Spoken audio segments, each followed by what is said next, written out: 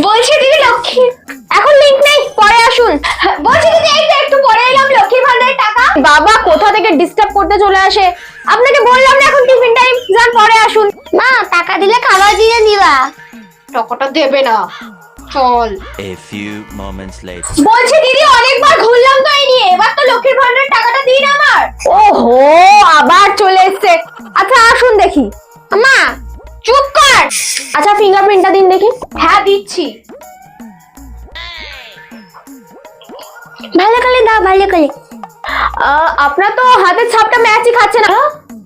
হাতের ছাপ ম্যাচ খাচ্ছে না আমার। আরে এটা কি এটা কি করলি? ঠিক আছে দিদি মাথা পাতিয়ে।